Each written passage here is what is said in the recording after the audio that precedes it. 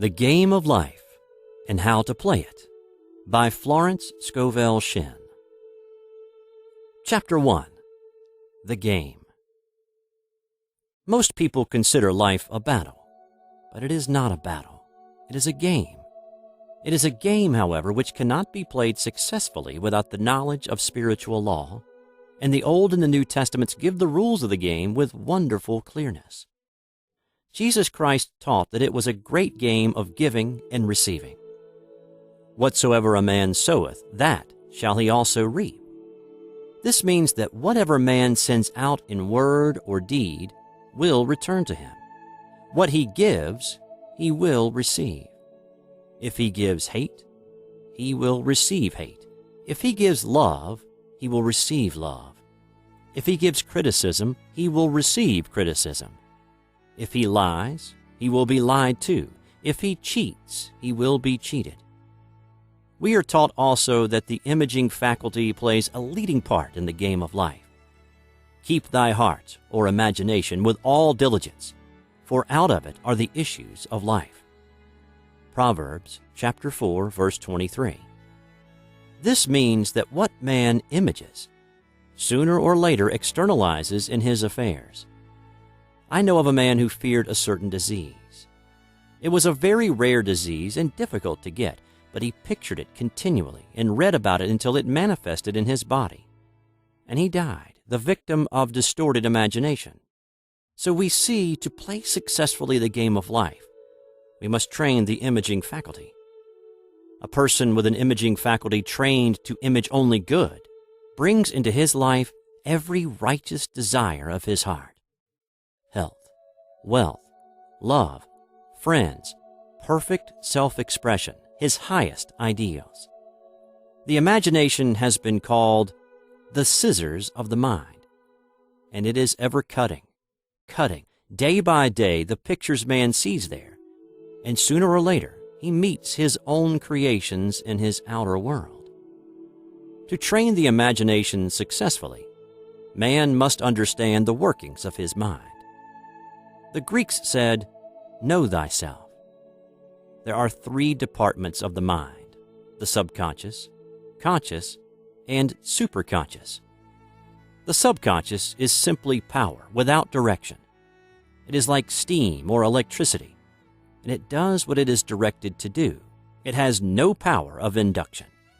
Whatever man feels deeply or images clearly is impressed upon the subconscious mind and carried out in minutest detail. For example, a woman I know, when a child, always made believe she was a widow. She dressed up in black clothes and wore a long black veil, and people thought she was very clever and amusing. She grew up and married a man with whom she was deeply in love. In a short time, he died, and she wore black and a sweeping veil for many years. The picture of herself as a widow was impressed upon the subconscious mind, and in due time worked itself out regardless of the havoc created. The conscious mind has been called mortal or carnal mind. It is the human mind and sees life as it appears to be. It sees death, disaster, sickness, poverty, and limitation of every kind, and it impresses the subconscious. The superconscious mind is the God mind within each man and is the realm of perfect ideas. In it is the perfect pattern spoken of by Plato, the divine design. For there is a divine design for each person. There is a place that you are to fill, and no one else can fill, something you are to do, which no one else can do. There is a perfect picture of this in the superconscious mind. It usually flashes across the conscious as an unattainable ideal, something too good to be true. In reality, it is man's true destiny or destination flashed to him from the infinite intelligence which is within himself. Many people, however, are in ignorance of their true destinies and are striving for things and situations which do not belong to them, and would only bring failure and dissatisfaction if attained. For example, a woman came to me and asked me to speak the word that she would marry a certain man with whom she was very much in love. She called him AB. I replied that this would be a violation of spiritual law, but that I would speak the word for the right man, the divine selection, the man who belonged to her by divine right. I added, if AB is the right man, you can't lose him, and if he isn't, you will receive his equivalent. She saw AB frequently, but no headway was made in their friendship. One evening she called and said, "Do you know, for the last week, AB hasn't seemed so wonderful to me?" I replied, "Maybe he is not the divine selection. Another man may be the right one." Soon after that, she met another man who fell in love with her at once, and who said she was his ideal. In fact, he said all the things that she had always wished AB would say to her. She remarked, it was quite uncanny. She soon returned his love and lost all interest in AB. This shows the law of substitution. A right idea was substituted for a wrong one. Therefore, there was no loss or sacrifice involved. Jesus Christ said, "Seek ye first the kingdom of God and his righteousness, and all these things shall be added unto you." And he said the kingdom was within man. The kingdom is the realm of right ideas, or the divine pattern. Jesus Christ taught that man's words played a leading part in the game of life. By your words ye are justified, and by your words ye are condemned. Many people have brought disaster into their lives through idle words. For example, a woman once asked me why her life was now one of poverty, of limitation. Formerly, she had a home, was surrounded by beautiful things, and had often tired of the management of her home, and had said repeatedly, "I'm sick and tired of things. I wish I lived in a trunk." And she added, "Today I am living in that trunk." She had spoken herself into a trunk. The subconscious mind has no sense of humor, and people often joke themselves into unhappy experiences. For example, a woman who had a great deal of money joked continually about getting ready for the poorhouse. In a few years, she was almost destitute, having impressed the subconscious mind with a picture of lack and limitation.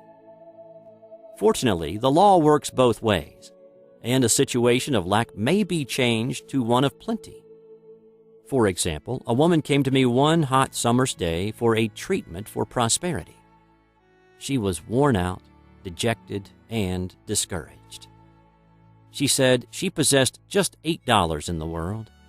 I said, "Good. We'll bless the $8 and multiply them as Jesus Christ multiplied the loaves and fishes. For he taught that every man had the power to bless and to multiply, to heal and to prosper." She said, "What shall I do next?" I replied, "Follow intuition. Have you a hunch to do anything or to go anywhere?" Intuition means intuition, or to be taught from within. It is man's unerring guide, and I will deal more fully with its laws in a following chapter. The woman replied, "I don't know. I seem to have a hunch to go home. I've just enough money for car fare." Her home was in a distant city and was one of lack and limitation, and the reasoning mind, or intellect, would have said, "Stay in New York and get work and make some money." I replied, "Then go home. Never violate a hunch." I spoke the following words for her: "Infinite Spirit, open the way for great abundance for..." She is an irresistible magnet for all that belongs to her by divine right. I told her to repeat it continually also. She left for home immediately. In calling on a woman one day, she linked up with an old friend of her family. Through this friend, she received thousands of dollars in a most miraculous way.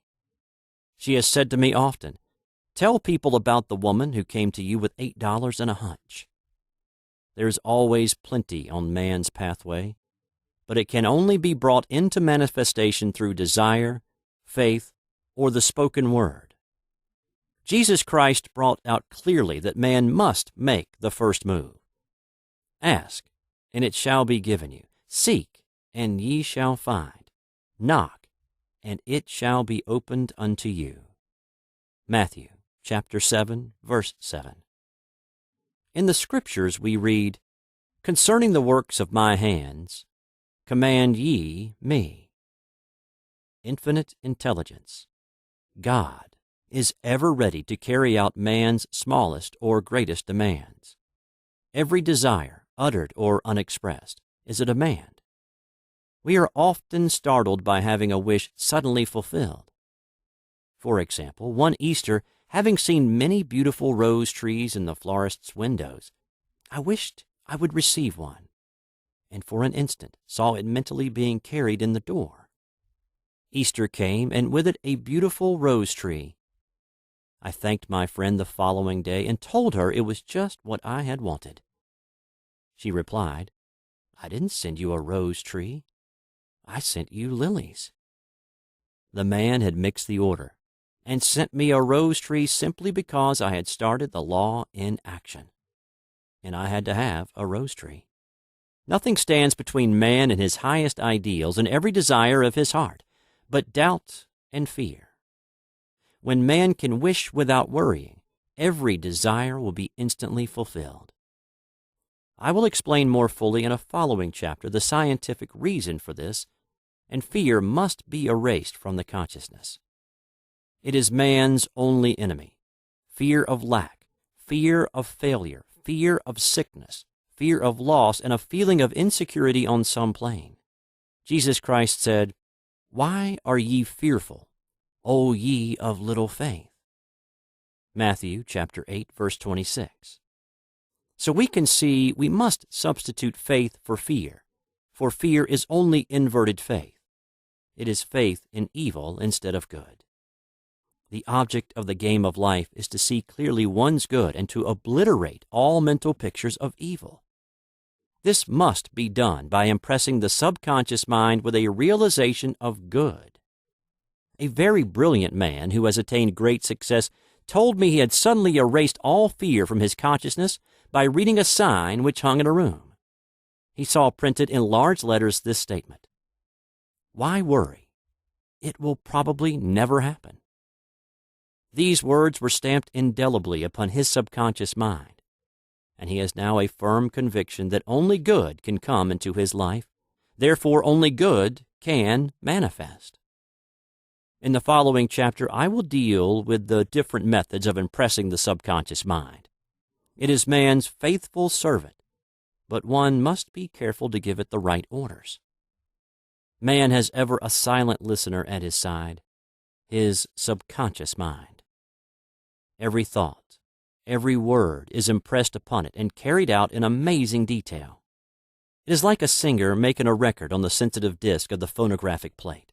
Every note and tone of the singer's voice is registered. If he coughs or hesitates, it is registered also. So let us break all the old bad records in the subconscious mind, the records of our lives which we do not wish to keep, and make new and beautiful ones. Speak these words aloud with power and conviction.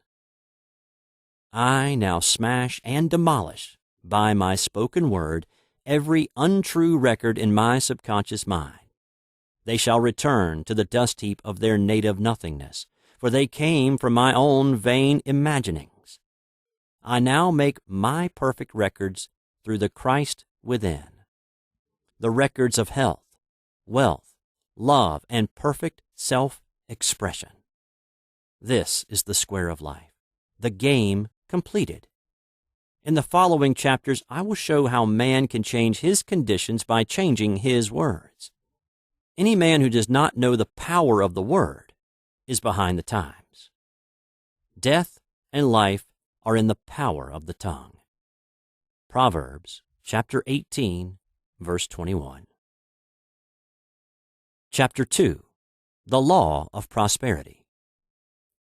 One of the greatest messages given to the race through the Scriptures is that God is man's supply, and that man can release through his spoken word all that belongs to him by divine right. He must, however, have perfect faith in his spoken word. Isaiah said, "My word shall not return unto me void, but shall accomplish that where it is sent." We know now that words and thoughts are a tremendous vibratory force ever molding man's body and affairs. A woman came to me in great distress and said she was to be sued on the 15th of the month for $3,000. She knew no way of getting the money and was in despair.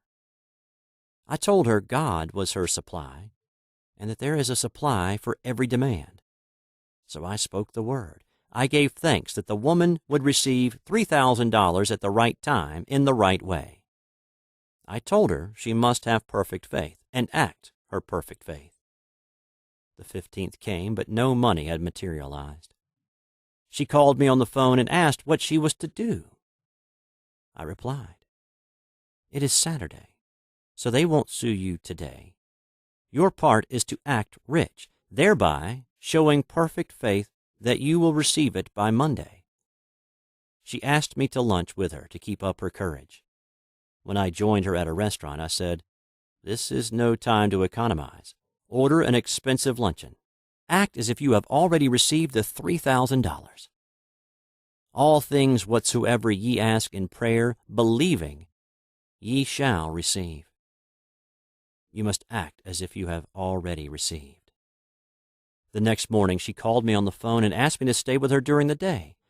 I said, "No, you are divinely protected, and God is never too late." In the evening, she phoned again, greatly excited, and said, "My dear, a miracle has happened. I was sitting in my room this morning when the doorbell rang. I said to the maid, 'Don't let anyone in.' The maid, however, looked out the window and said, 'It's your cousin with a long white beard.' So I said, 'Call him back. I would like to see him.' He was just turning the corner when he heard the maid's voice, and he came back. He talked for about an hour, and just as he was leaving, he said, 'Oh, by the way, how are finances?' I told him I needed the money, and he said, 'Why, my dear, I will give you $3,000 the first of the month.' I didn't like to tell him I was going to be sued. 'What shall I do? I won't receive it till the first of the month, and I must have it tomorrow,' I said. 'I'll keep on treating,' I said. 'Spirit is never too late.' I give thanks she has received the money on the invisible plane and that it manifests on time. The next morning, her cousin called her up and said, 'Come to my office this morning and I will give you the money.' That afternoon, she had $3,000 to her credit in the bank and wrote checks as rapidly as her excitement would permit. If one asks for success and prepares for failure, he will get the situation he is prepared for. For example, a man came to me asking me to speak the word that a certain debt would be wiped out. I found he spent his time planning what he would say to the man when he did not pay his bill, thereby neutralizing my words. He should have seen himself paying the debt. We have a wonderful illustration of this in the Bible relating to the 3 kings who were in the desert, without water for their men and horses. They consulted the prophet Elisha, who gave them this astonishing message. "Thus saith the Lord, Ye shall not see wind, neither shall you see rain, yet make this valley full of ditches." Man must prepare for the thing he has asked for, when there isn't the slightest sign of it in sight. For example, a woman found it necessary to look for an apartment during the year when there was a great shortage of apartments in New York. It was considered almost an impossibility, and her friends were sorry for her and said, "Isn't it too bad? You'll have to store your furniture and live in a hotel." She replied, "You needn't feel sorry for me. I'm a Superman, and I'll get an apartment." She spoke the words. Infinite Spirit opened the way for the right apartment. She knew there was a supply for every demand, and that she was unconditioned, working on the spiritual plane, and that one with God is a majority. She had contemplated buying new blankets when the tempter, the adverse thought or reasoning mind, suggested, "Don't buy the blankets. Perhaps after all you won't get an apartment and you will have no use for them." She promptly replied to herself, "I'll dig my ditches by buying the blankets." So she prepared for the apartment, acted as though she already had it. She found one in a miraculous way, and it was given to her although there were over 200 other applicants. The blankets showed active faith. it is needless to say that the ditches dug by the 3 kings in the desert were filled to overflowing. Read 2 Kings. Getting into the spiritual swing of things is no easy matter for the average person. The adverse thoughts of doubt and fear surge from the subconscious. They are the army of the aliens, which must be put to flight. This explains why it is so often darkest before the dawn. A big demonstration is usually preceded by tormenting thoughts. Having made a statement of high spiritual truth, one challenges the old beliefs in the subconscious, and error is exposed to be put out. This is the time when one must make his affirmations of truth repeatedly and rejoice and give thanks that he has already received. Before ye call, I shall answer. This means that every good and perfect gift is already man's awaiting his recognition. Man can only receive what he sees himself receiving. The children of Israel were told that they could have all the land they could see. This is true of every man. He has only the land within his own mental vision. Every great work, every big accomplishment has been brought into manifestation through holding to the vision. And often just before the big achievement comes apparent failure and discouragement. The children of Israel, when they reached the promised land, were afraid to go in, for they said it was filled with giants who made them feel like grasshoppers. And there we saw the giants, and we were in our own sight as grasshoppers. This is almost every man's experience. However, the one who knows spiritual law is undisturbed by appearance and rejoices while he is yet in captivity. That is, he holds to his vision and gives thanks that the end is accomplished. He has received. Jesus Christ gave a wonderful example of this. He said to his disciples, Say not ye, there are yet 4 months, and then cometh the harvest. Behold, I say unto you, lift up your eyes and look on the fields, for they are ripe already to harvest. His clear vision pierced the world of matter, and he saw clearly the 4th-dimensional world, things as they really are, perfect and complete in divine mind. So man must ever hold the vision of his journey's end and demand the manifestation of that which he has already received. It may be his perfect health, love, supply, self-expression, home, or friends. They are all finished and perfect ideas registered in divine mind, man's own superconscious mind, and must come through him, not to him. For example, a man came to me asking for treatments for success. It was imperative that he raise $50,000 for his business. The time limit was almost up when he came to me in despair. No one wanted to invest in his enterprise, and the bank had flatly refused a loan. I replied, I suppose you lost your temper while at the bank, therefore your power. You can control any situation if you first control yourself. Go back to the bank, I added, and I will treat. My treatment was, you are identified in love with the spirit of everyone connected with the bank. Let the divine idea come out of this situation. He replied, Woman, you are talking about an impossibility. Tomorrow is Saturday. The bank closes at 12, and my train won't get me there until 10, and the time limit is up tomorrow, and anyway, they won't do it. It's too late. I replied, God doesn't need any time and is never too late. With him, all things are possible. I added, I don't know anything about business, but I know all about God. He replied, It all sounds fine when I sit here listening to you, but when I go out, it's terrible. He lived in a distant city, and I did not hear from him for a week. Then came a letter. It read, You were right. I raised the money and will never again doubt the truth of all that you told me. I saw him a few weeks later, and I said, What happened?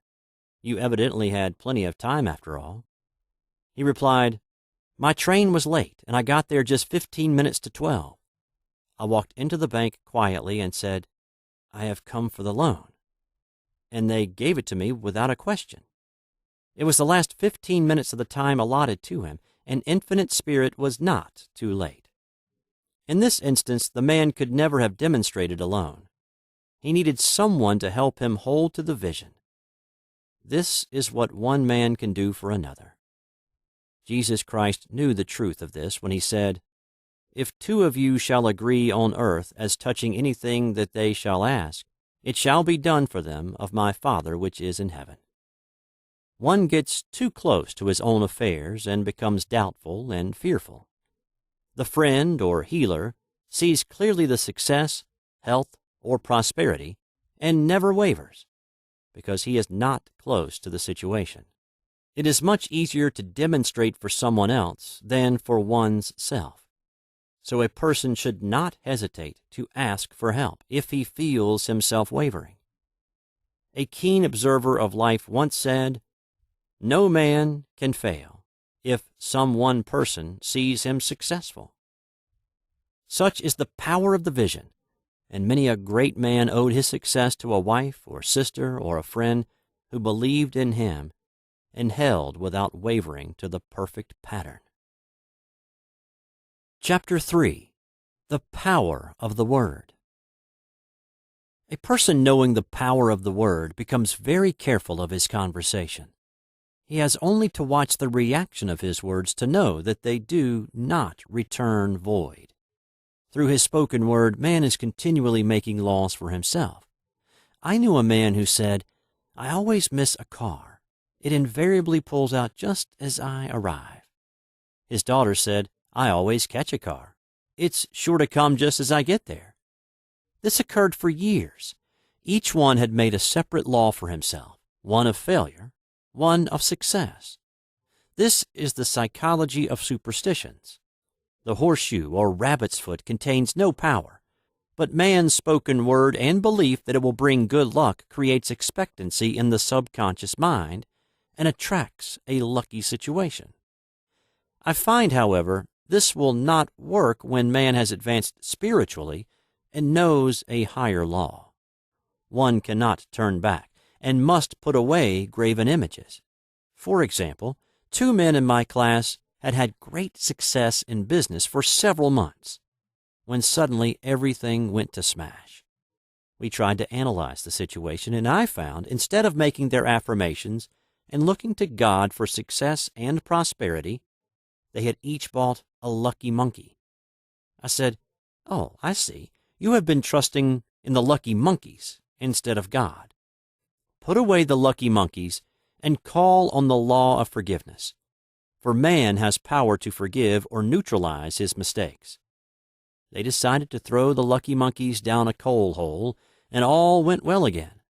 This does not mean, however, that one should throw away every lucky ornament or horseshoe about the house, but he must recognize that the power back of it is the one and only power, God, and that the object simply gives him a feeling of expectancy. I was with a friend one day who was in deep despair. In crossing the street, she picked up a horseshoe. Immediately, she was filled with joy and hope. She said God had sent her the horseshoe in order to keep up her courage. It was, indeed, at that moment, about the only thing that could have registered in her consciousness. Her hope became faith, and she ultimately made a wonderful demonstration. I wish to make the point clear that the men previously mentioned were depending on the monkeys alone, while this woman recognized the power back of the horseshoe. I know in my own case, it took a long while to get out of a belief that a certain thing brought disappointment. If the thing happened, disappointment invariably followed. I found the only way I could make a change in the subconscious was by asserting there are not 2 powers. There is only one power, God, therefore there are not disappointments, and this thing means a happy surprise. I noticed a change at once, and happy surprises commenced coming my way. I have a friend who said nothing could induce her to walk under a ladder. I said, "If you are afraid, you are giving in to a belief in 2 powers, good and evil, instead of one. As God is absolute, there can be no opposing power, unless man makes the false of evil for himself. To show you believe in only one power, God, and that there is no power or reality in evil, walk under the next ladder you see. Soon after, she went to her bank. She wished to open her box in the safety deposit vault, and there stood a ladder on her pathway. It was impossible to reach the box without passing under the ladder. She quailed with fear and turned back. She could not face the lion on her pathway. However, when she reached the street, my words rang in her ears, and she decided to return and walk under it. It was a big moment in her life, for ladders had held her in bondage for years. She retraced her steps to the vault, and the ladder was no longer there. This so often happens. If one is willing to do a thing he is afraid to do, he does not have to. It is the law of non-resistance, which is so little understood. Someone has said that courage contains genius and magic. Face a situation fearlessly, and there is no situation to face. It falls away of its own weight. The explanation is that fear attracted the ladder on the woman's pathway, and fearlessness removed it. Thus, the invisible forces are ever working for man, who is always pulling the strings himself, though he does not know it. Owing to the vibratory power of words, whatever man voices, he begins to attract. People who continually speak of disease invariably attract it. After man knows the truth, he cannot be too careful of his words. For example, I have a friend who often says on the phone, "Do come to see me and have an old-fashioned chat." This old-fashioned chat means an hour of about 500 to 1,000 destructive words, the principal topics being loss, lack, failure, and sickness. I reply, "No, I thank you. I've had enough old-fashioned chats in my life. They are too expensive. But I will be glad to have a new-fashioned chat and talk about what we want, not what we don't want." There is an old saying that man only dares use his words for three purposes: to heal, bless, or prosper. What man says of others will be said of him, and what he wishes for another he is wishing for himself. Curses, like chickens, come home to roost. If a man wishes someone bad luck, he is sure to attract bad luck himself. If he wishes to aid someone to success, he is wishing and aiding himself to success. The body may be renewed and transformed through the spoken word and clear vision, and disease be completely wiped out of the consciousness. The metaphysician knows that all disease has a mental correspondence, and in order to heal the body, one must first heal the soul. The soul is the subconscious mind, and it must be saved from wrong thinking. In the 23rd Psalm, we read, "He restoreth my soul." This means that the subconscious mind or soul must be restored with the right ideas, and the mystical marriage is the marriage of the soul and the spirit, or the subconscious and superconscious mind. They must be one. When the subconscious is flooded with the perfect ideas of the superconscious, God and man are one. I and the Father are one. That is, he is one with the realm of perfect ideas. He is the man made in God's likeness and image, imagination, and is given power and dominion over all created things, his mind, body, and affairs. It is safe to say that all sickness and unhappiness come from the violation of the law of love. "A new commandment I give unto you, love one another, and in the game of life, love or goodwill takes every trick." For example, a woman I know had for years an appearance of a terrible skin disease. The doctors told her it was incurable, and she was in despair. She was on the stage, and she feared she would soon have to give up her profession, and she had no other means of support. She, however, procured a good engagement, and on the opening night made a great hit. She received flattering notices from the critics, and was joyful and elated. The next day she received a notice of dismissal. A man in the cast had been jealous of her success, and had caused her to be sent away. She felt hatred and resentment taking complete possession of her, and she cried out, "Oh, God, don't let me hate that man." That night she worked for hours in the silence. She said, I soon came into a very deep silence. I seemed to be at peace with myself, with the man, and with the whole world. I continued this for 2 following nights, and on the 3rd day I found I was healed completely of the skin disease.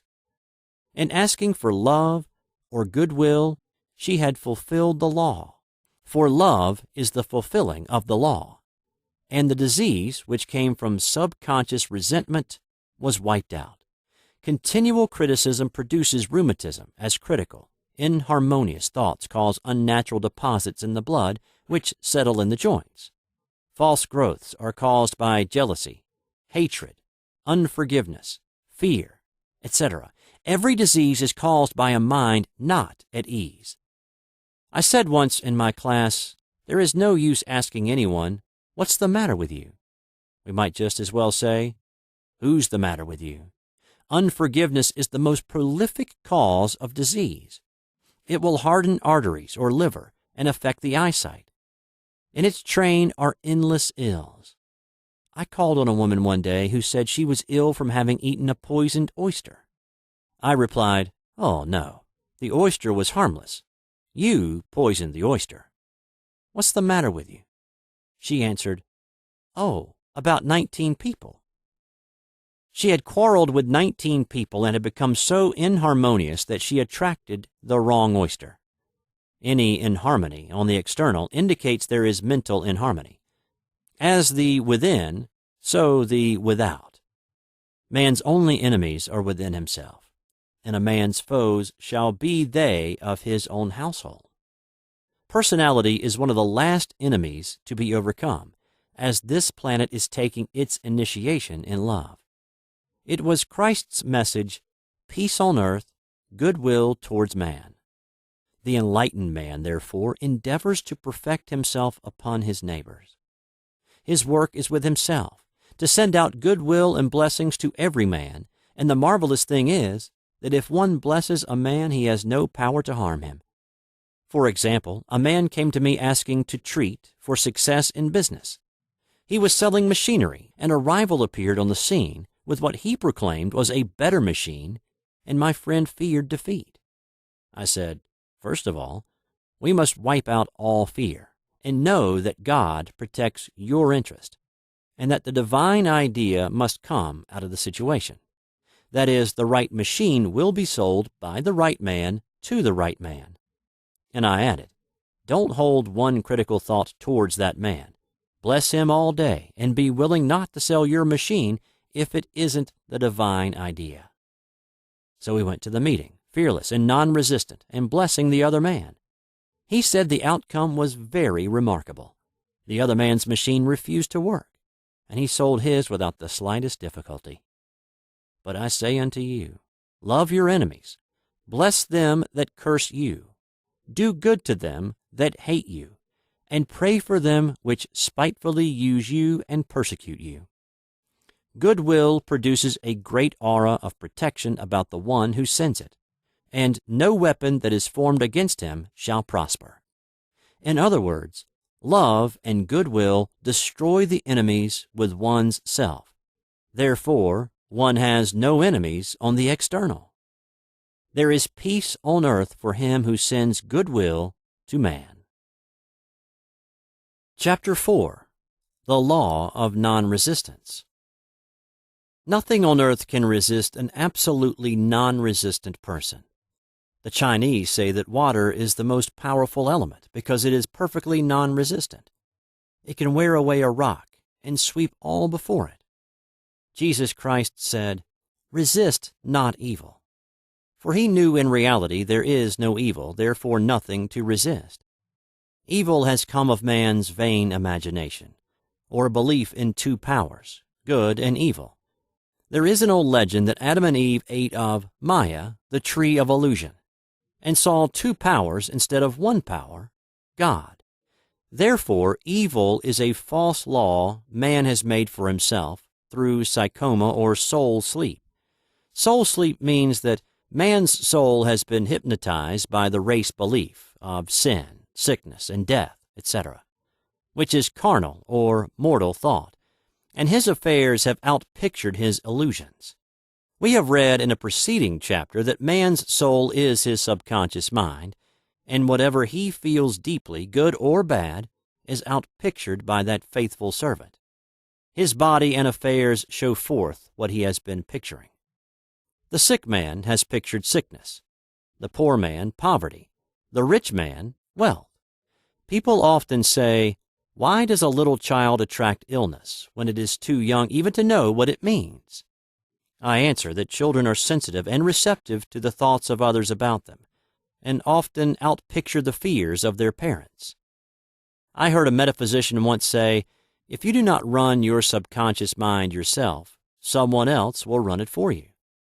Mothers often unconsciously attract illness and disaster to their children by continually holding them in thoughts of fear and watching for symptoms. For example, a friend asked a woman if her little girl had had the measles. She replied promptly, "Not yet." This implied that she was expecting the illness and therefore preparing the way for what she did not want for herself and child. However, the man who is centered and established in right thinking, the man who sends out only goodwill to his fellow man and who is without fear, cannot be touched or influenced by the negative thoughts of others. In fact, he could then receive only good thoughts, as he himself sends forth only thoughts. Resistance is hell, for it places man in a state of torment. A metaphysician once gave me a wonderful recipe for taking every trick in the game of life. It is the acme of non-resistance. He gave it in this way. At one time in my life, I baptized children, and of course, they had many names. Now I no longer baptize children, but I baptize events. But I give every event the same name. If I have a failure, I baptize it success, in the name of the Father, and of the Son, and of the Holy Ghost. In this, we see the great law of transmutation, founded on non-resistance. Through his spoken word, every failure was transmuted into success. For example, a woman who required money, and who knew the spiritual law of opulence, was thrown continually in a business way with a man who made her feel very poor. He talked lack and limitation, and she commenced to catch his poverty thoughts. So she disliked him and blamed him for her failure. She knew in order to demonstrate her supply, she must first feel that she had received. A feeling of opulence must precede its manifestation. It dawned on her one day that she was resisting the situation and seeing two powers instead of one. So she blessed the man and baptized the situation success. She affirmed, as there is only one power, God, this man is here for my good and my prosperity. Just what he did not seem to be there for. Soon after that, she met, through this man, a woman who gave her, for a service rendered, several $1,000s, and the man moved to a distant city and faded harmoniously from her life. Make the statement, every man is a golden link in the chain of my good, for all men are God in manifestation, awaiting the opportunity given by man, himself, to serve the divine plan of his life. Bless your enemy, and you rob him of his ammunition. His arrows will be transmuted into blessings. This law is true of nations as well as individuals. Bless a nation, send love and goodwill to every inhabitant, and it is robbed of its power to harm. Man can only get the right idea of non-resistance through spiritual understanding. My students have often said, "I don't want to be a doormat." I reply, when you use non-resistance with wisdom, no one will ever be able to walk over you. Another example, one day I was impatiently awaiting an important telephone call. I resisted every call that came in and made no outgoing calls myself, reasoning that it might interfere with the one I was awaiting. Instead of saying, divine ideas never conflict, the call will come at the right time, leaving it to infinite intelligence to arrange, I commenced to manage things myself. I made the battle mine, not God's, and remained tense and anxious. The bell did not ring for about an hour, and I glanced at the phone and found the receiver had been off that length of time, and the phone was disconnected. My anxiety, fear, and belief in interference had brought on a total eclipse of the telephone. Realizing what I had done, I commenced blessing the situation at once. I baptized it success and affirmed I cannot lose any call that belongs to me by divine right. I am under grace and not under law. A friend rushed out to the nearest telephone to notify the company to reconnect. She entered a crowded grocery, but the proprietor left his customers and attended to the call himself. My phone was connected at once, and 2 minutes later, I received a very important call, and about an hour afterward, the one I had been awaiting. One's ships come in over a calm sea. So long as man resists a situation, he will have it with him. If he runs away from it, it will run after him. For example, I repeated this to a woman one day, and she replied, "How true that is. I was unhappy at home. I disliked my mother, who was critical and domineering. So I ran away and was married. But I married my mother, for my husband was exactly like my mother, and I had the same situation to face again." Agree with thine adversary quickly. This means agree that the adverse situation is good, be undisturbed by it, and it falls away of its own weight. "None of these things move me" is a wonderful affirmation. The inharmonious situation comes from some inharmony within man himself. When there is in him no emotional response to an inharmonious situation, it fades away forever from his pathway. So we see man's work is ever with himself. People have said to me, "Give treatments to change my husband or my brother." I reply, "No, I will give treatments to change you. When you change, your husband and your brother will change." One of my students was in the habit of lying. I told her it was a failure method, and if she lied, she would be lied to. She replied, "I don't care. I can't possibly get along without lying." One day she was speaking on the phone to a man with whom she was very much in love. She turned to me and said, "I don't trust him. I know he's lying to me." I replied, "Well, you lie yourself, so someone has to lie to you, and you will be sure it will be just the person you want the truth from." Some time after that, I saw her, and she said, "I'm cured of lying." I questioned, "What cured you?" And she replied, "I have been living with a woman who lied worse than I did." One is often cured of his faults by seeing them in others. Life is a mirror, and we find only ourselves reflected in our associates. Living in the past is a failure method and a violation of spiritual law. Jesus Christ said, "Behold, now is the accepted time. Now is the day of salvation." Lot's wife looked back and was turned into a pillar of salt. The robbers of time are the past and the future. Man should bless the past and forget it if it keeps him in bondage, and bless the future, knowing it has in store for him endless joys, but live fully in the now. For example, a woman came to me complaining that she had no money with which to buy Christmas gifts.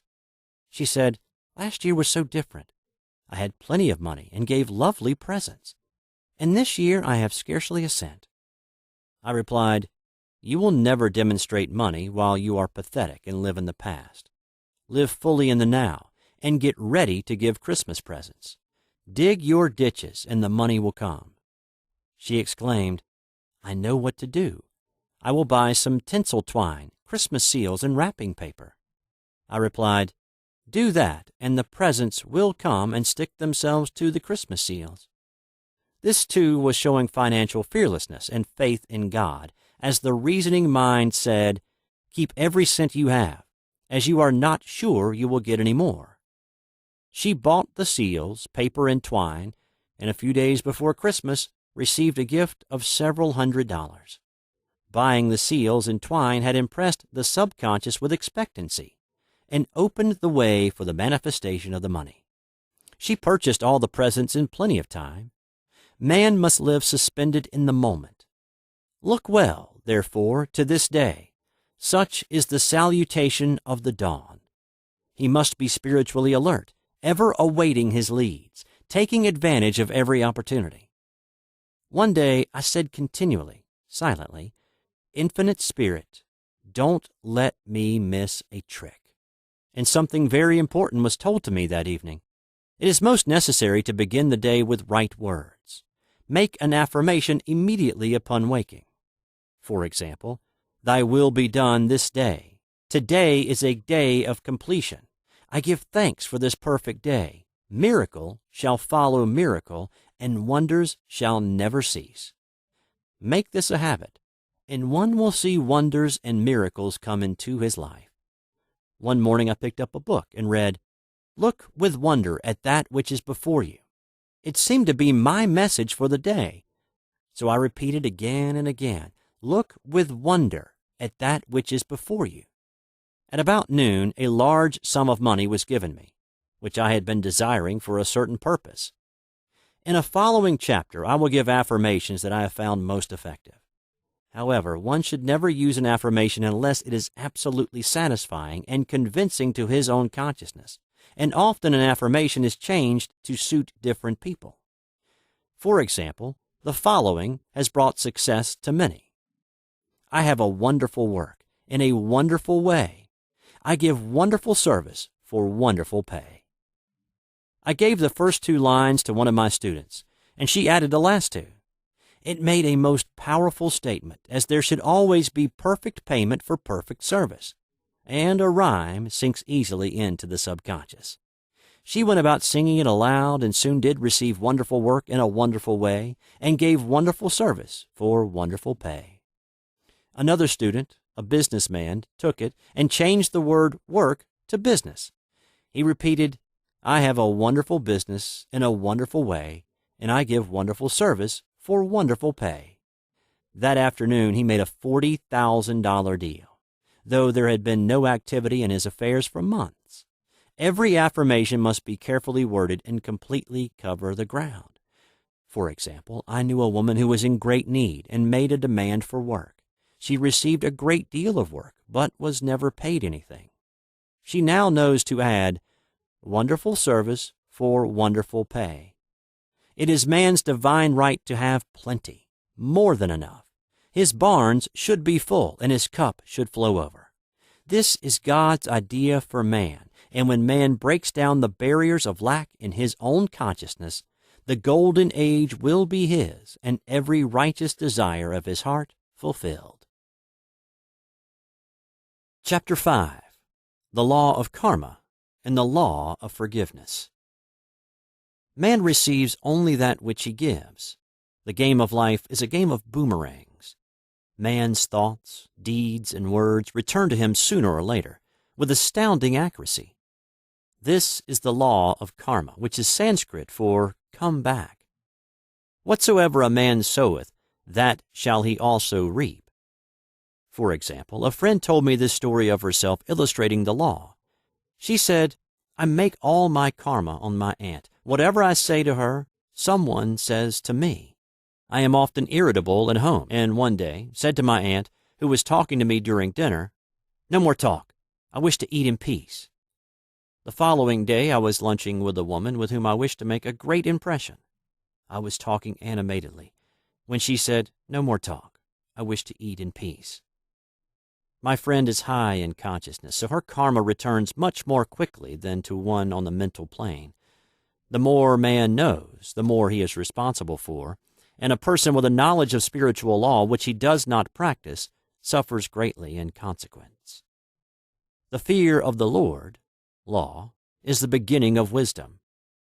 If we read the word Lord, law, it will make many passages in the Bible much clearer. Vengeance is mine. I will repay, saith the Lord. Law. It is the law which takes vengeance, not God. God sees man perfect, created in his own image, imagination, and given power and dominion. This is the perfect idea of man, registered in divine mind, awaiting man's recognition. For man can only be what he sees himself to be, and only attain what he sees himself attaining. Nothing ever happens without an onlooker, is an ancient saying.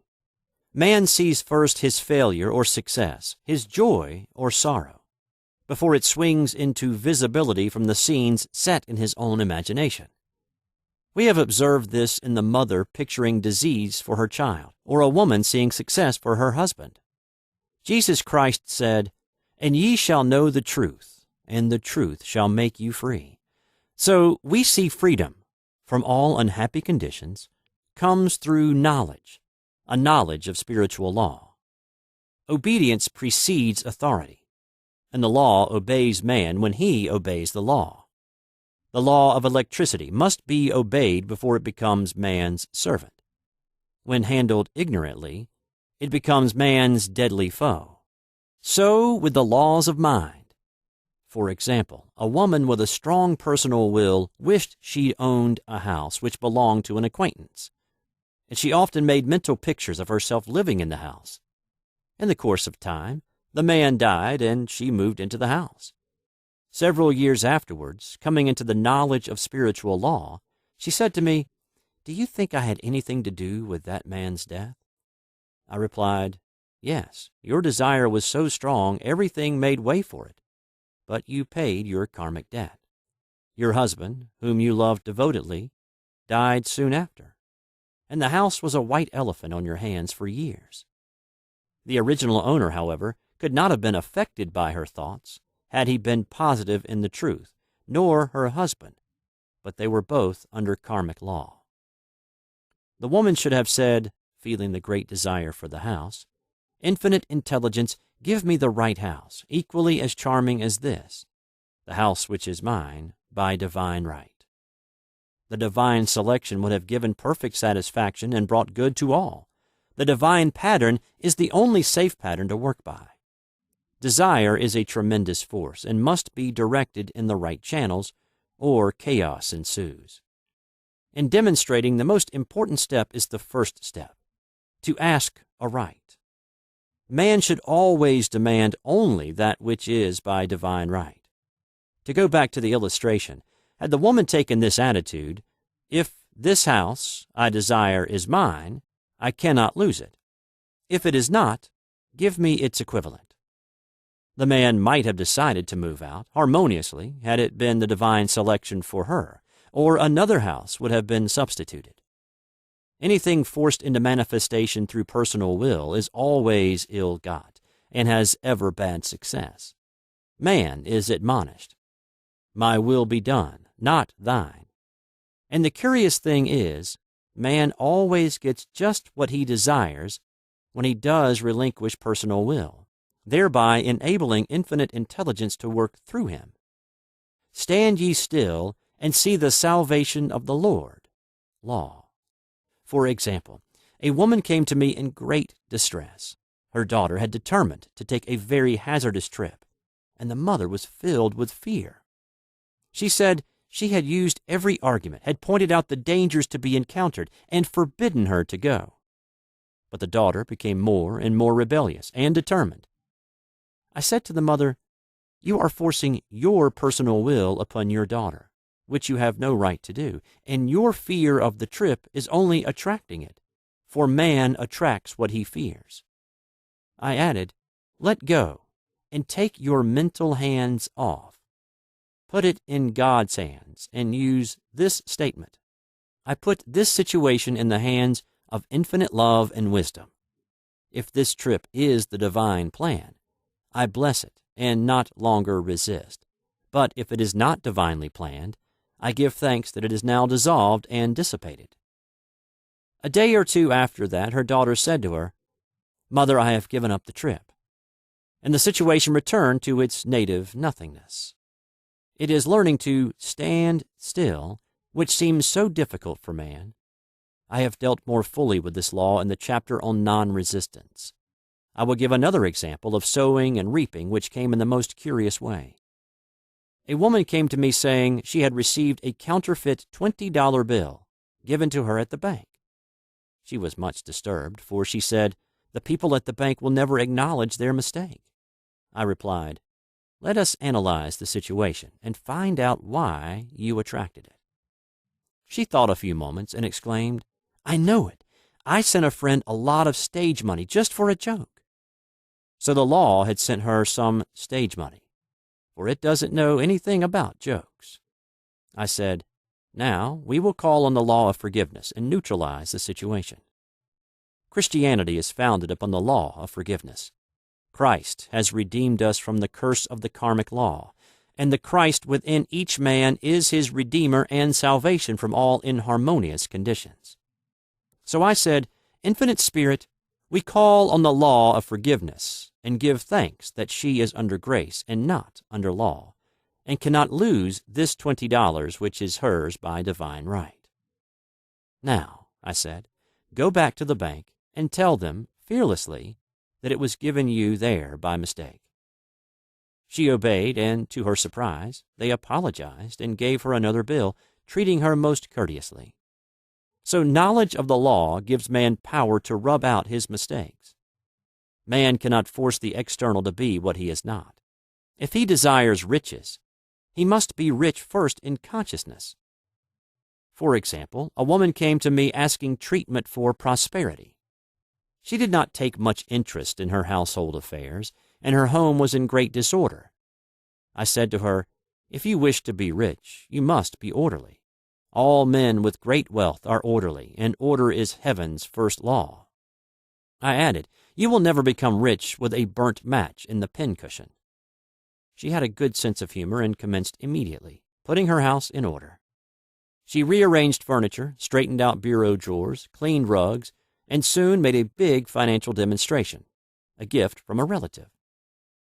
The woman herself became made over and keeps herself keyed up financially by being ever watchful of the external and expecting prosperity, knowing God is her supply.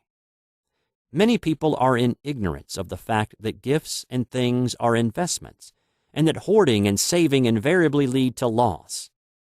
There is that scattereth and yet increaseth, and there is that withholdeth more than is meet, but it tendeth to poverty. For example, I knew a man who wanted to buy a fur-lined overcoat. He and his wife went to various shops, but there was none he wanted. He said they were all too cheap-looking.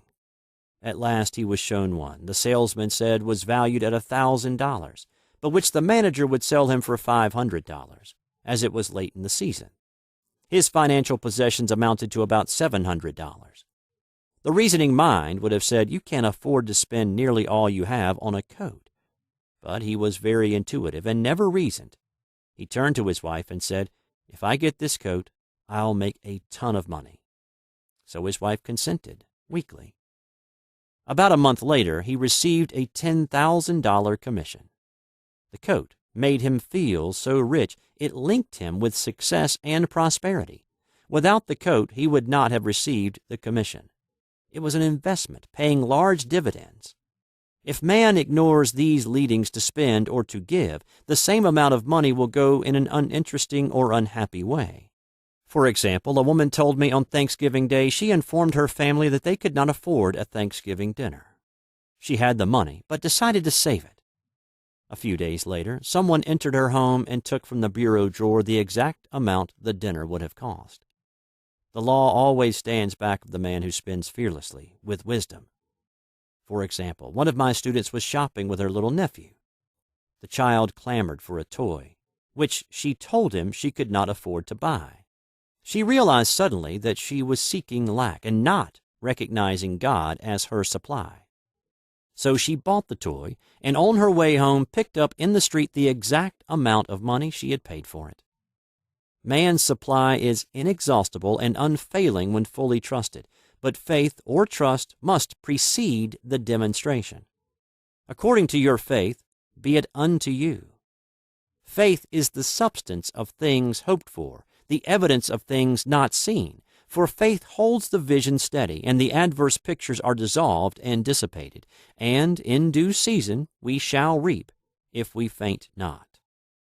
Jesus Christ brought the good news, the gospel, that there was a higher law than the law of karma, and that law transcends the law of karma. It is the law of grace, or forgiveness. It is the law which frees man from the law of cause and effect, the law of consequence. Under grace and not under law. We are told that on this plane, man reaps where he has not sown. The gifts of God are simply poured out upon him. All that the kingdom affords is his. This continued state of bliss awaits the man who has overcome the race, or world thought. In the world thought there is tribulation, but Jesus Christ said, "Be of good cheer. I have overcome the world." The world thought is that of sin, sickness, and death.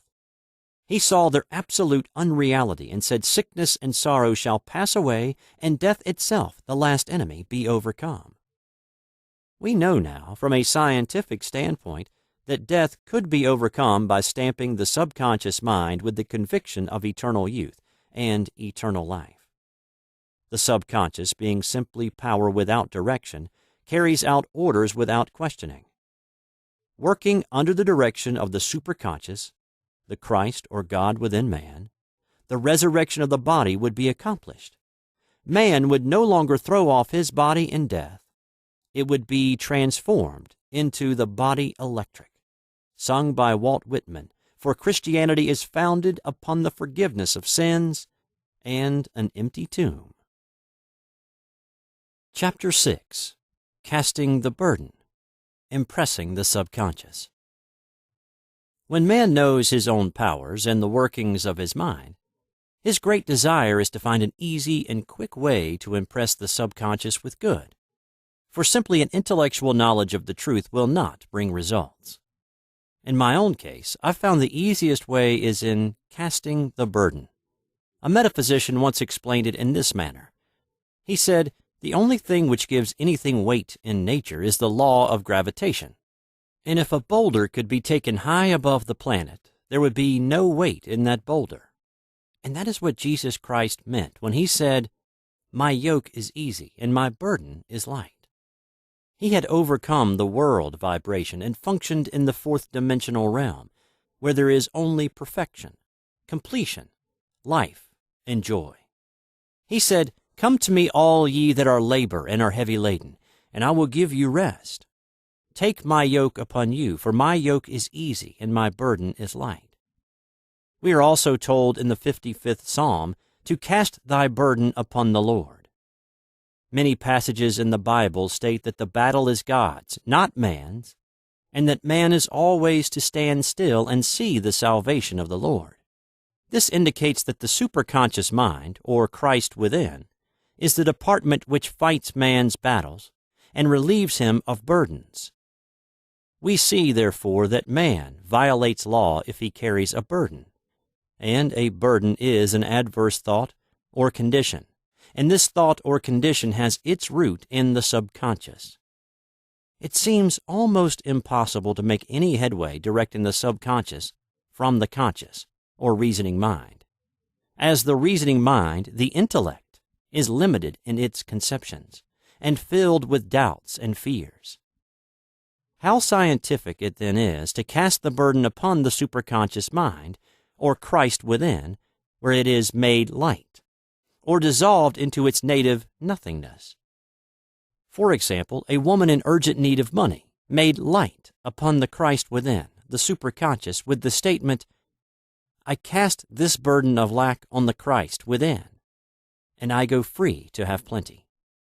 The belief in lack was her burden, as she cast it upon the superconscious with its belief of plenty. An avalanche of supply was the result. We read, "The Christ in you, the hope of glory." Another example, one of my students had been given a new piano, and there was no room in her studio for it until she had moved out the old one. She was in a state of perplexity. She wanted to keep the old piano, but knew of no place to send it. She became desperate, as the new piano was to be sent immediately, in fact, was on its way with no place to put it. She said it came to her to repeat, "I cast this burden on the Christ within, and I go free." A few moments later, her phone rang, and a woman friend asked if she might rent her old piano, and it was moved out, a few minutes before the new one arrived. I knew a woman whose burden was resentment. She said, "I cast this burden of resentment on the Christ within, and I go free to be loving, harmonious, and happy." The almighty superconscious flooded the subconscious with love, and her whole life was changed. For years, resentment has held her in a state of torment and imprisoned her soul, the subconscious mind. The statement should be made over and over and over, sometimes for hours at a time, silently or audibly, with quietness but determination. I have often compared it to winding up a Victrola. We must wind ourselves up with spoken words. I have noticed in casting the burden, after a little while, one seems to see clearly. It is impossible to have clear vision while in the throes of carnal mind. Doubts and fear poison the mind and body, and imagination runs riot, attracting disaster and disease. In steadily repeating the affirmation, I cast this burden on the Christ within and go free, the vision clears, and with it a feeling of relief, and sooner or later comes the manifestation of good, be it health, happiness, or supply. One of my students once asked me to explain the darkness before the dawn. I referred in a preceding chapter to the fact that often before the big demonstration everything seems to go wrong, and deep depression clouds the consciousness. It means that out of the subconscious are rising the doubts and fears of the ages. These old derelicts of the subconscious rise to the surface, to be put out. It is then that man should clap his cymbals, like Jehoshaphat, and give thanks that he is saved even though he seems surrounded by the enemy, the situation of lack or disease. The student continued, "How long must one remain in the dark?" And I replied, "Until one can see in the dark. And casting the burden enables one to see in the dark. In order to impress the subconscious, active faith is always essential. Faith without works is dead." In these chapters, I have endeavored to bring out this point. Jesus Christ showed active faith when he commanded the multitude to sit down on the ground before he gave thanks for the loaves and fishes. I will give another example showing how necessary this step is. In fact, active faith is the bridge over which man passes to his promised land. Through misunderstanding, a woman had been separated from her husband, whom she loved deeply. He refused all offers of reconciliation and would not communicate with her in any way. Coming into the knowledge of spiritual law, she denied the appearance of separation. She made this statement: "There is no separation in divine mind. Therefore, I cannot be separated from the love and companionship which are mine by divine right." She showed active faith by arranging a place for him at the table every day, thereby impressing the subconscious with a picture of his return. Over a year passed, but she never wavered, and one day he walked in. The subconscious is often impressed through music. Music has a fourth-dimensional quality and releases the soul from imprisonment. It makes wonderful things seem possible and easy of accomplishment. I have a friend who uses her Victrola daily for this purpose. It puts her in perfect harmony and releases the imagination. Another woman often dances while making her affirmations. The rhythm and harmony of music and motion carry her words forth with tremendous power. The student must remember also not to despise the day of small things. Invariably, before a demonstration come signs of land. Before Columbus reached America, he saw birds and twigs which showed him land was near. So it is with a demonstration. But often the student mistakes it for the demonstration itself and is disappointed. For example, a woman had spoken the word for a set of dishes. Not long afterwards, a friend gave her a dish which was old and cracked. She came to me and said, "Well, I asked for a set of dishes, and all I got was a cracked plate." I replied, "The plate was only signs of land. It shows your dishes are coming. Look upon it as birds and seaweed." And not long afterwards, the dishes came. Continually making believe impresses the subconscious. If one makes believe he is rich and makes believe he is successful, in due time he will reap. Children are always making believe, and except ye be converted and become as little children, ye shall not enter the kingdom of heaven. For example, I know of a woman who was very poor, but no one could make her feel poor. she earned a small amount of money from rich friends who constantly reminded her of her poverty and to be careful in saving. Regardless of their admonitions, she would spend all her earnings on a hat, or make someone a gift, or be in a rapturous state of mind.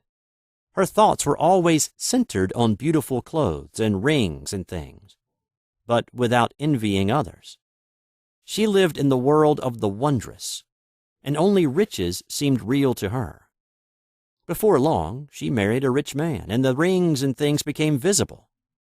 I do not know whether the man was the divine selection, but opulence had to manifest in her life, and she had imaged only opulence.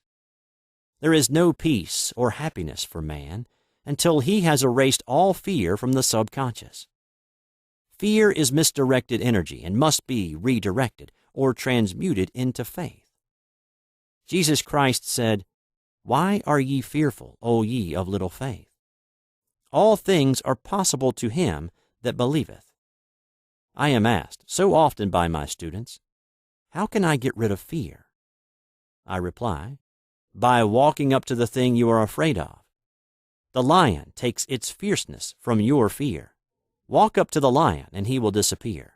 Run away and he runs after you. I have shown in previous chapters how the lion of lack disappeared when the individual spent money fearlessly, showing faith that God was his supply and therefore unfailing. Many of my students have come out of the bondage of poverty and are now bountifully supplied through losing all fear of letting money go out. The subconscious is impressed with the truth that God is the giver and gift. Therefore, as one is one with the giver, he is one with the gift.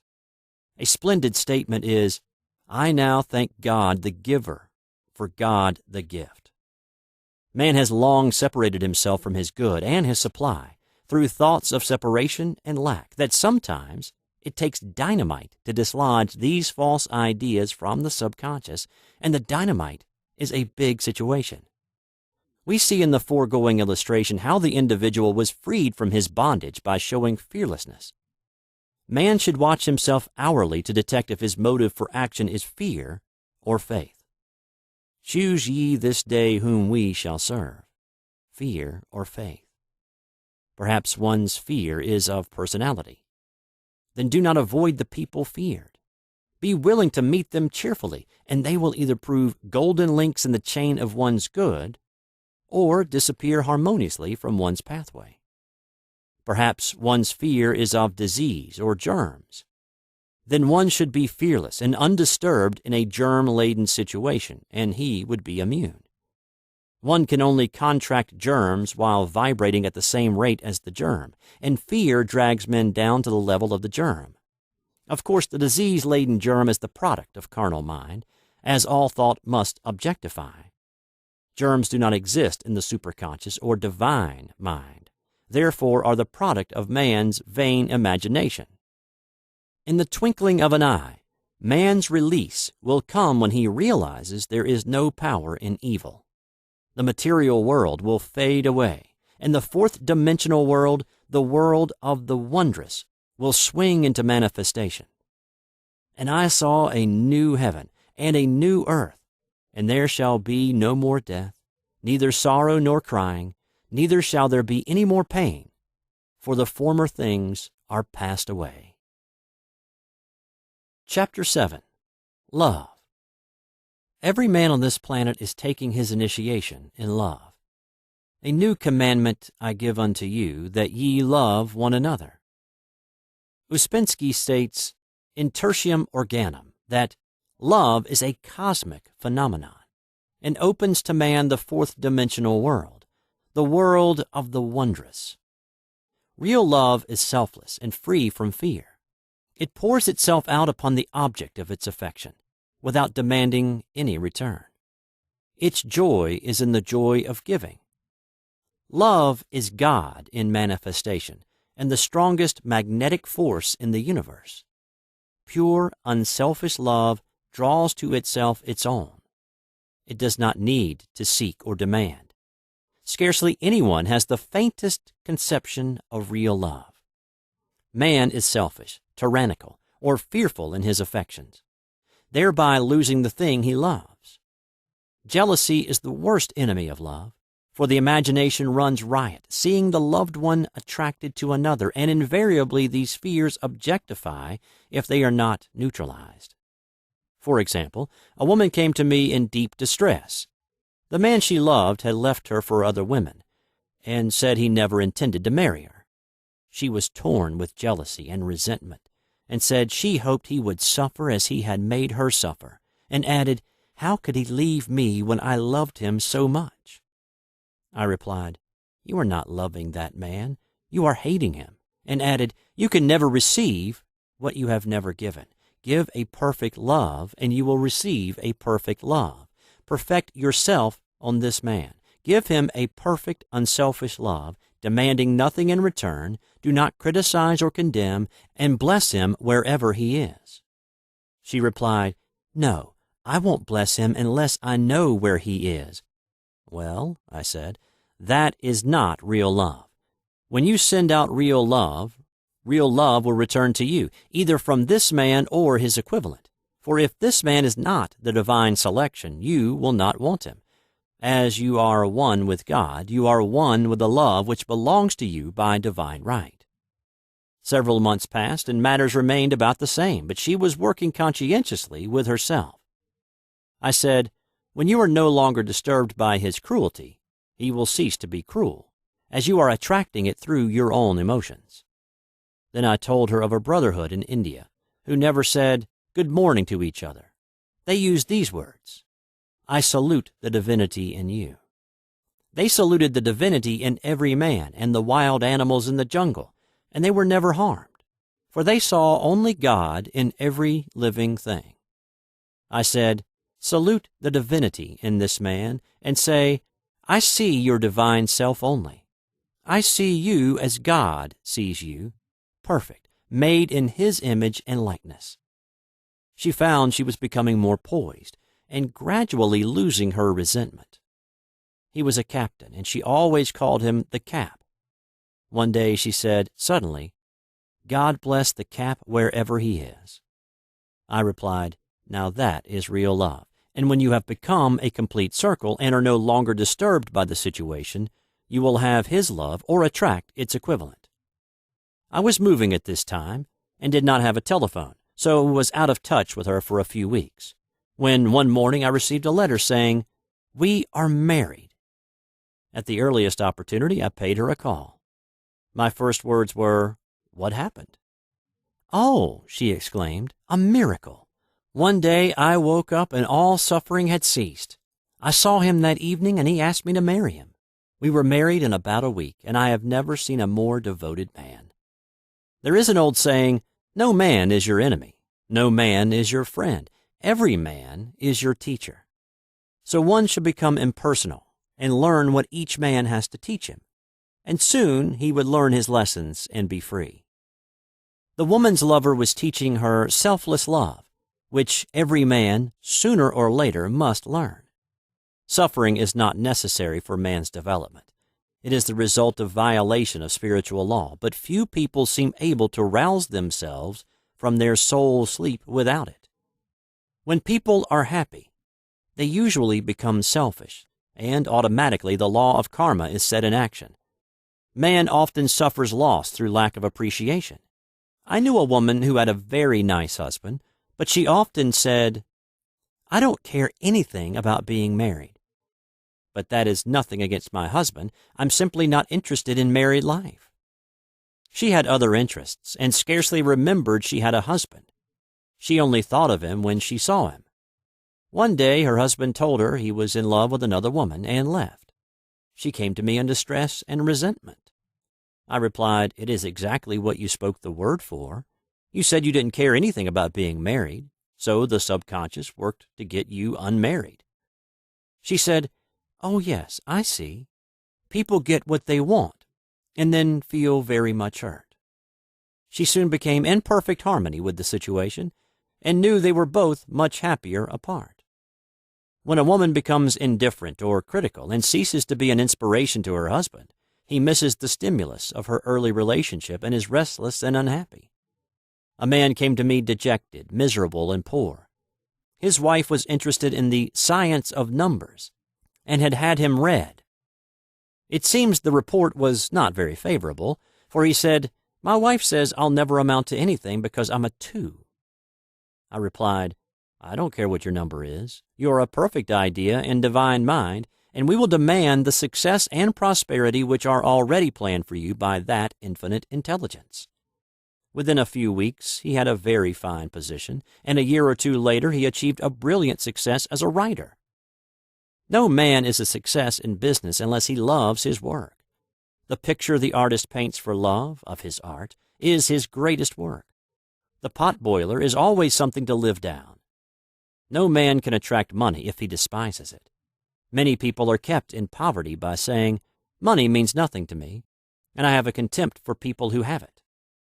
This is the reason so many artists are poor. Their contempt for money separates them from it. I remember hearing one artist say of another, "He's no good as an artist. He has money in the bank." This attitude of mind, of course, separates man from his supply. He must be in harmony with a thing in order to attract it. Money is God in manifestation, as freedom from want and limitation. But it must be always kept in circulation and put to right uses. Hoarding and saving react with grim vengeance.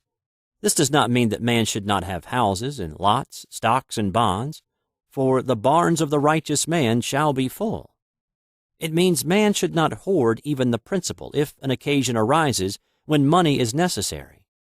In letting it go out fearlessly and cheerfully, he opens the way for more to come in, for God is man's unfailing and inexhaustible supply. This is the spiritual attitude towards money, and the great bank of the universal never fails. We see an example of hoarding in the film production of Greed. The woman won $5,000 in a lottery, but would not spend it. She hoarded and saved, let her husband suffer and starve, and eventually she scrubbed floors for a living. She loved the money itself and put it above everything, and one night she was murdered and the money taken from her. This is an example of where love of money is the root of all evil. Money in itself is good and beneficial, but used for destructive purposes, hoarded and saved, or considered more important than love, brings disease and disaster, and the loss of the money itself. Follow the path of love, and all things are added, for God is love, and God is supply. Follow the path of selfishness and greed, and the supply vanishes, and man is separated from it. For example, I knew the case of a very rich woman who hoarded her income. She rarely gave anything away, but bought things for herself. She was very fond of necklaces, and a friend once asked her how many she possessed. She replied, 67. She bought them and put them away, carefully wrapped in tissue paper. Had she used the necklaces, it would have been quite legitimate, but she was violating the law of use. Her closets were filled with clothes she never wore, and jewels which never saw the light. The woman's arms were gradually becoming paralyzed from holding on to things, and eventually she was considered incapable of looking after her affairs, and her wealth was handed over to others to manage. So man, in ignorance of the law, brings about his own destruction. All disease, all unhappiness come from the violation of the law of love.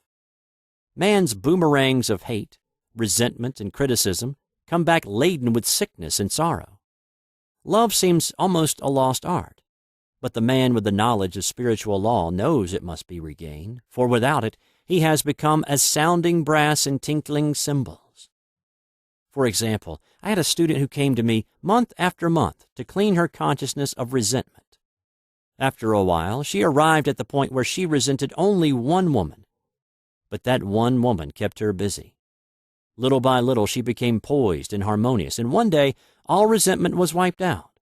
She came in radiant and exclaimed, "You can't understand how I feel." The woman said something to me, and instead of being furious, I was loving and kind, and she apologized and was perfectly lovely to me. No one can understand the marvelous lightness I feel within. Love and goodwill are invaluable in business. For example, a woman came to me complaining of her employer. She said she was cold and critical, and knew she did not want her in the position. "Well," I replied, salute the divinity in the woman, and send her love. She said, I can't. She's a marble woman. I answered, you remember the story of the sculptor who asked for a certain piece of marble?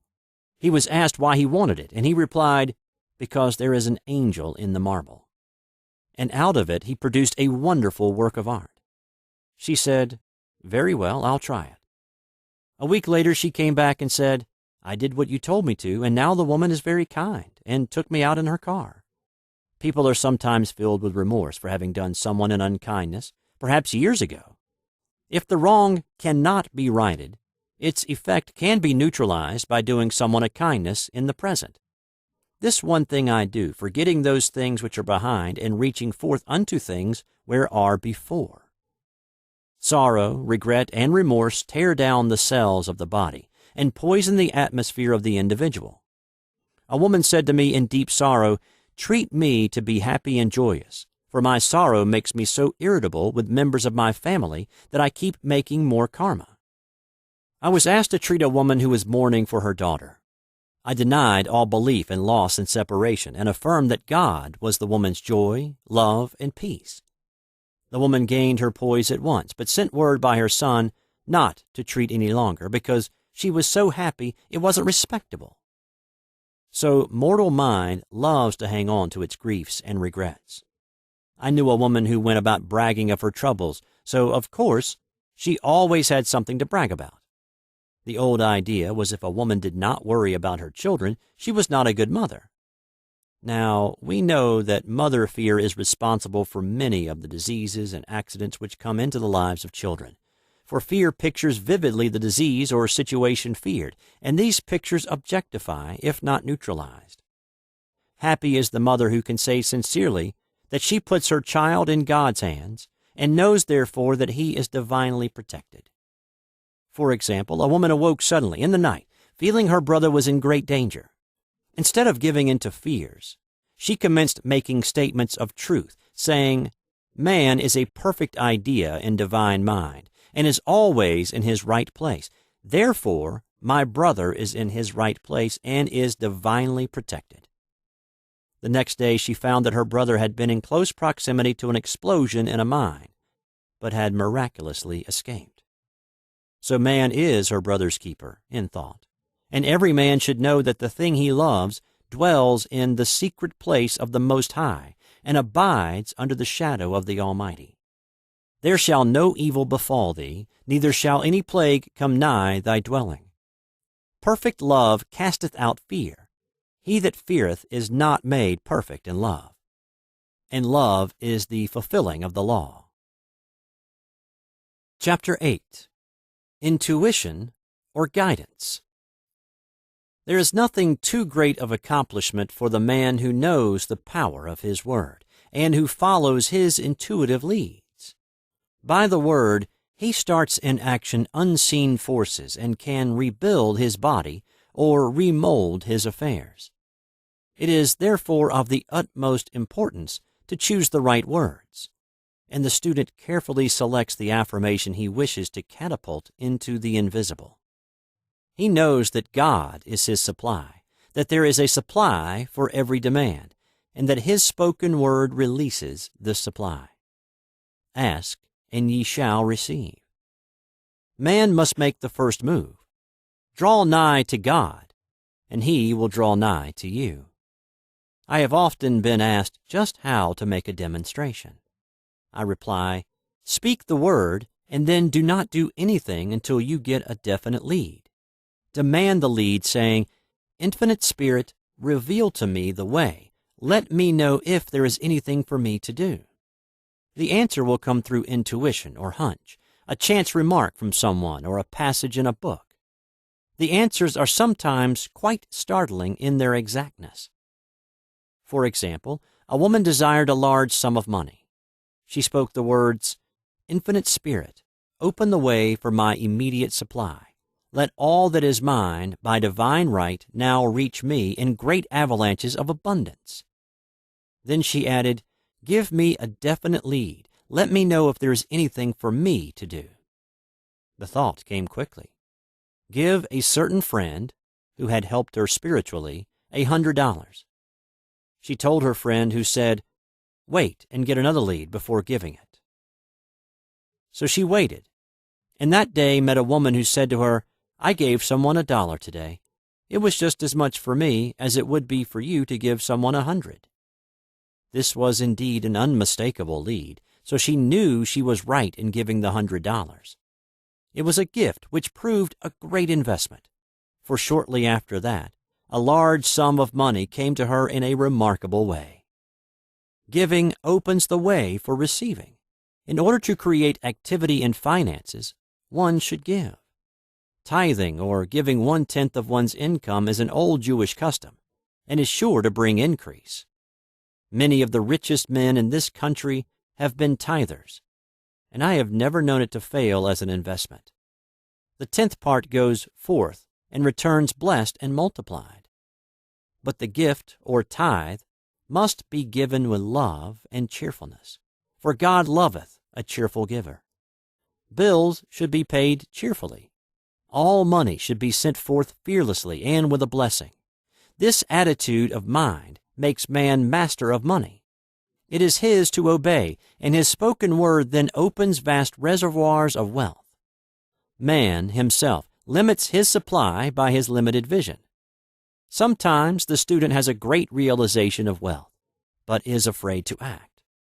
The vision and action must go hand in hand, as in the case of the man who bought the fur-lined overcoat. A woman came to me asking me to speak the word for a position. So I demanded, "Infinite Spirit, open the way for this woman's right position." Never ask for just a position. Ask for the right position, the place already planned in divine mind, as it is the only one that will give satisfaction. I then gave thanks that she had already received and that it would manifest quickly. Very soon she had 3 positions offered her, 2 in New York and 1 in Palm Beach, and she did not know which to choose. I said, "Ask for a definite lead." The time was almost up, and was still undecided, when one day she telephoned. When I woke up this morning, I could smell Palm Beach. She had been there before and knew its balmy fragrance. I replied, "Well, if you can smell Palm Beach from here, it is certainly your lead." She accepted the position, and it proved a great success. Often one's lead comes at an unexpected time. One day I was walking down the street when I suddenly felt a strong urge to go to a certain bakery, a block or 2 away. The reasoning mind resisted, arguing, "There is nothing there that you want." However, I had learned not to reason, so I went to the bakery, looked at everything, and there was certainly nothing there that I wanted. But coming out, I encountered a woman I had thought of often, and who was in great need of the help which I could give her. So often, one goes for one thing and finds another. Intuition is a spiritual faculty and does not explain, but simply points the way. A person often receives a lead during a treatment. The idea that comes may seem quite irrelevant, but some of God's leadings are mysterious. In the class one day, I was treating that each individual would receive a definite lead. A woman came to me afterwards and said, "While you were treating, I got the hunch to take my furniture out of storage and get an apartment." The woman had come to be treated for health. I told her I knew in getting a home of her own, her health would improve, and I added, "I believe your trouble, which is a congestion, has come from having things stored away. Congestion of things causes congestion in the body. You have violated the law of use, and your body is paying the penalty." So I gave thanks that divine order was established in her mind, body, and affairs. People little dream of how their affairs react on the body. There is a mental correspondence for every disease. A person might receive instantaneous healing through the realization of his body being a perfect idea in divine mind, and therefore whole and perfect. But if he continues his destructive thinking, hoarding, hating, fearing, condemning, the disease will return. Jesus Christ knew that all sickness came from sin, but admonished the leper after the healing to go and sin no more, lest a worse thing come upon him. So man's soul, or subconscious mind, must be washed whiter than snow, for permanent healing, and the metaphysician is always delving deep for the correspondence. Jesus Christ said, "Condemn not, lest ye also be condemned. Judge not, lest ye be judged." Many people have attracted disease and unhappiness through condemnation of others. What man condemns in others, he attracts to himself. For example, a friend came to me in anger and distress because her husband had deserted her for another woman. She condemned the other woman and said continually she knew he was a married man and had no right to accept his attentions. I replied, "Stop condemning the woman. Bless her, and be through with the situation. Otherwise, you are attracting the same thing to yourself." She was deaf to my words, and a year or two later became deeply interested in a married man herself. Man picks up a live wire whenever he criticizes or condemns, and may expect a shock. Indecision is a stumbling block in many a pathway. In order to overcome it, make the statement repeatedly. I am always under direct inspiration. I make right decisions quickly. These words impress the subconscious, and soon one finds himself awake and alert, making his right moves without hesitation. I have found it destructive to look to the psychic plane for guidance, as it is the plane of many minds and not the one mind. As man opens his mind to subjectivity, he becomes a target for destructive forces.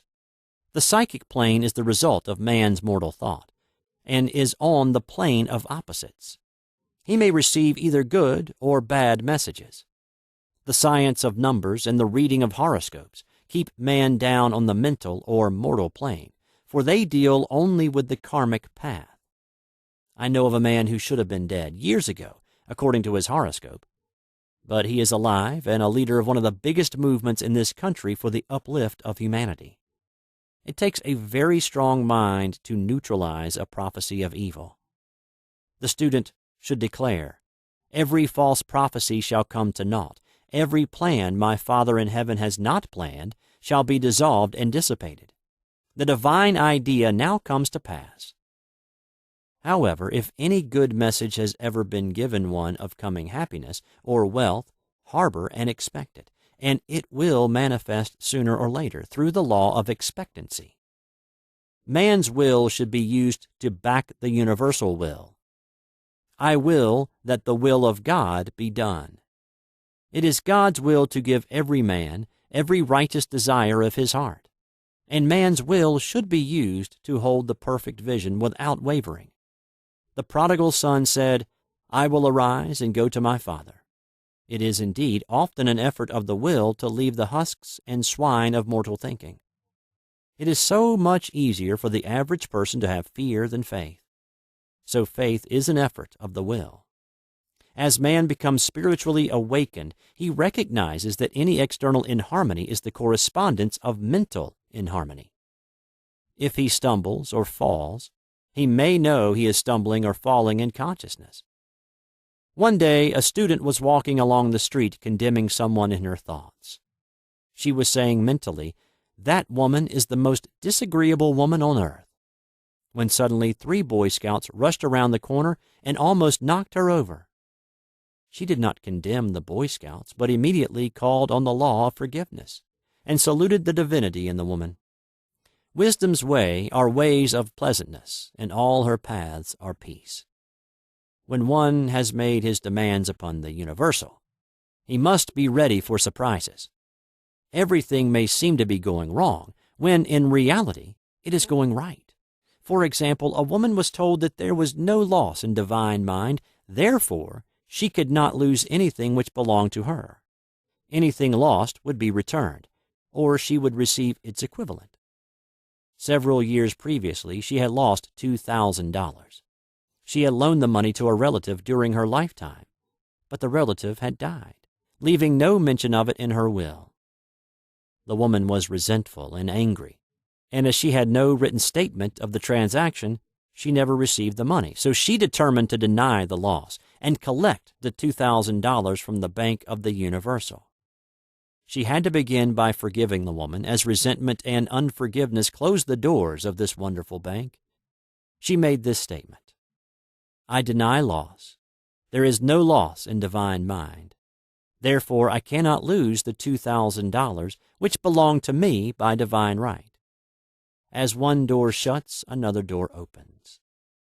She was living in an apartment house which was for sale, and in the lease was a clause stating that if the house was sold, the tenants would be required to move out within 90 days. Suddenly, the landlord broke the leases and raised the rent. Again, injustice was on her pathway, but this time she was undisturbed.